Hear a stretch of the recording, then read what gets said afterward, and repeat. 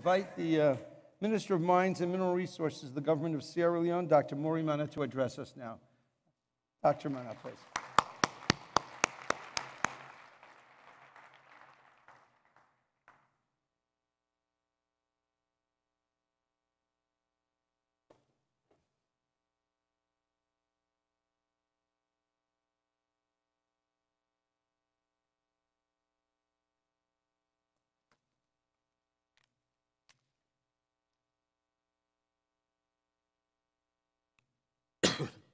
Good morning, all.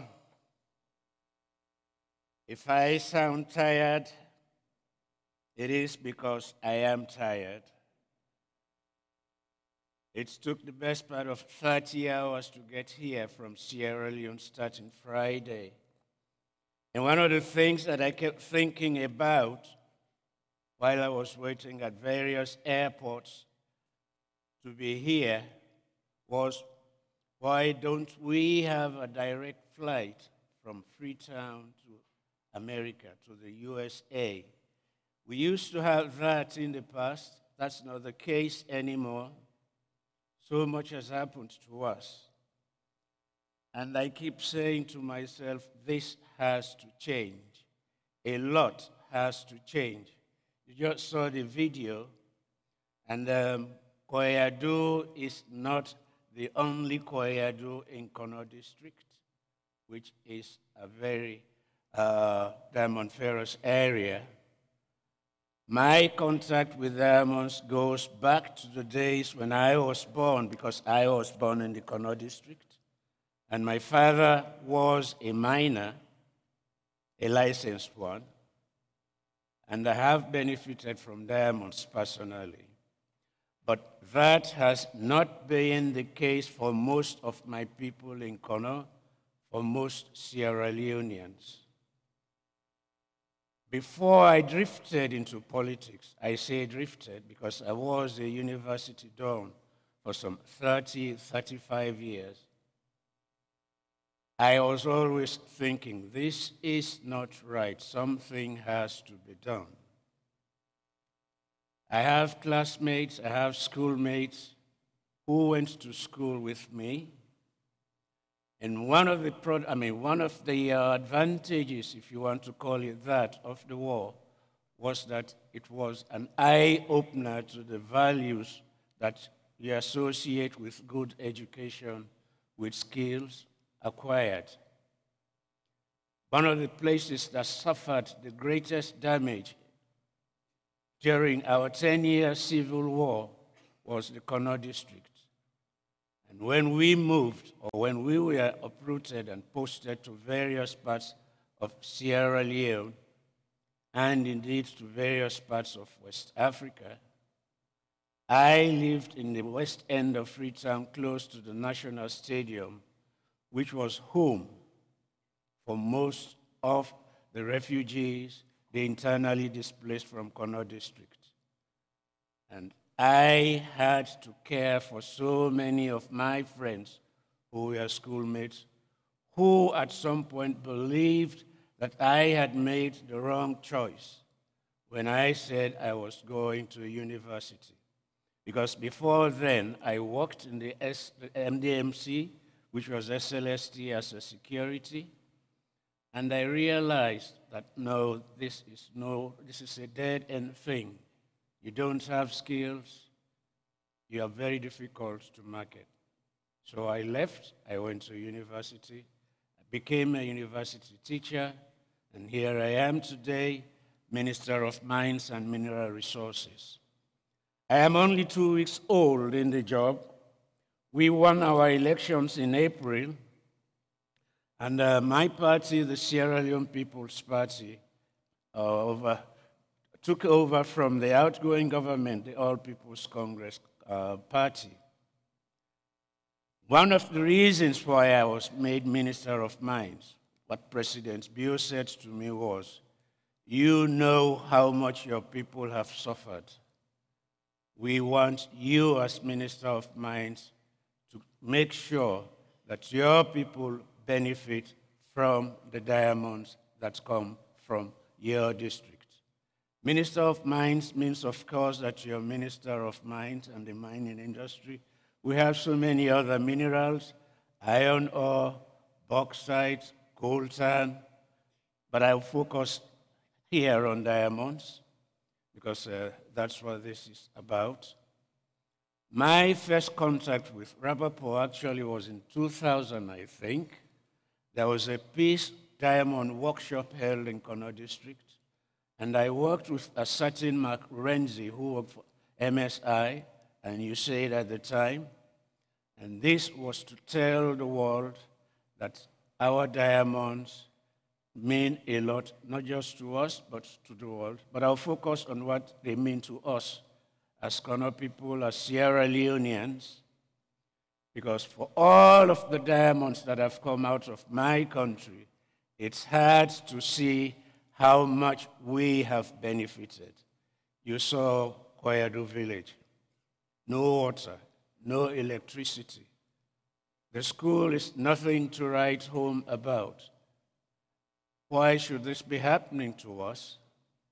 And we are saying to the world, I am saying to the world, this government, headed by President Madabiu, is saying to the world, give us a chance, please.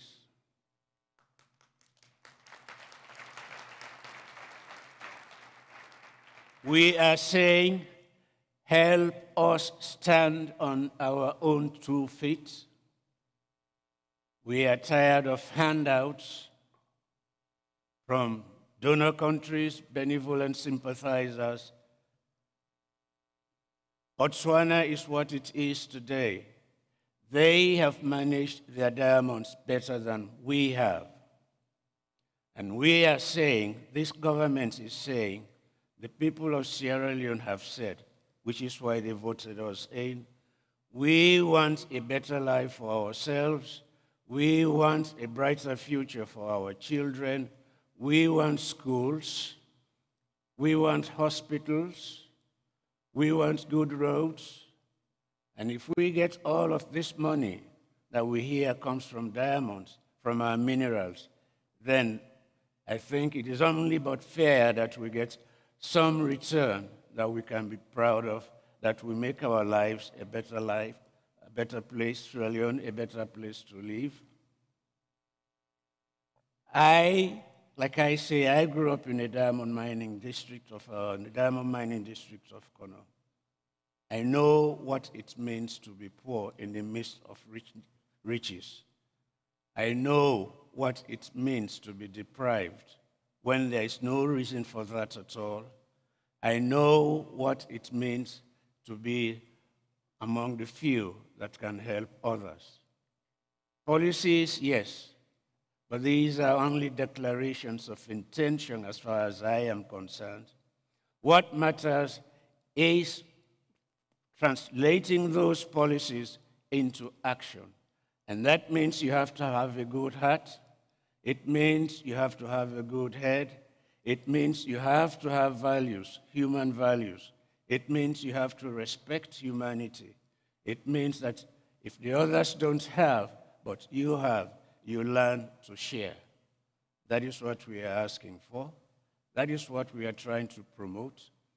Now, we in Kono and in Sierra Leone have heard about large diamonds. 4 of the largest 20 diamonds that have been discovered, have come from Sierra Leone. The first of them was 900 and something carats. I was still in primary school, I think. What do we have to show for it? The most recent, however, the 709 from Koyadu, is setting a pattern, i.e., we want to make sure as a government that the communities where these diamonds come from benefit directly from the sales of the diamonds. And so, Koyadu is going to get a whole lot of attention from this new government that we have. We are going to look at the roads. We are going to look at the schools and the school system. We are going to look at the water and water system in Koyadu. and invariably anyway, in all of the other places that the diamonds come from. We want to put a human face on diamonds. We want to move away from the so-called blood diamonds that were the direct result of the war in my country. I am inviting you, come to Sierra Leone, come and see for yourselves. Don't listen to hearsay. We have a lot to offer, and we are ready to partner with you to help us grow, to help us develop our country, to help us provide a higher quality of life for our people and for our citizens. And I am saying this not because this is what I want to say, but this is because this is something I believe in. Like I say, I drifted into politics mainly because I was not sure that my people were getting just rewards for what nature had endowed us with. And so here I am, Minister of Mines and Mineral Resources. The diamonds that come from us will enable our people to live a better life. I will tell you that in a runoff in our elections, one of the parties that eventually helped us win the elections was a purely Connaught district-based political party. And when we sat with them and talked with them, they demanded, amongst other things, a university for Connaught district. They demanded that the percentage that currently goes to communities from where these diamonds come from should go up. They demanded that we should have good roads. They demanded that we should help the agriculture sector, the health sector. What a lot of people don't know is that out of the 14 chiefdoms we have in Connaught district, only 6 of them produce diamonds. The rest are into agriculture. But what happens is that the people in agriculture flock into the diamond-producing areas because they want quick money, they want an improved quality of life, they want their children to be educated, they want their children to go to schools. Now, you don't have to come to Harvard, you don't have to go to Oxford. We are saying, give us good universities in Sierra Leone. Give us a really first-class university in Connaught district. Help us educate our children. The primary focus of this government, this new government in Sierra Leone, is education for development. And one way we want to do that is by providing free education for all of our children from pre-nursery to end of high school. And starting in September, that is what we are going to do. It's not just a policy statement. This is something we are working towards, and this is something we are going to do. I say to you, all of you who are listening here, the potential for diamonds and the diamond industry in Connaught is huge. In the 2 weeks that I've been in office, I've visited Connaught Amikwedu Limited. This is a subsidiary of the Octea Group.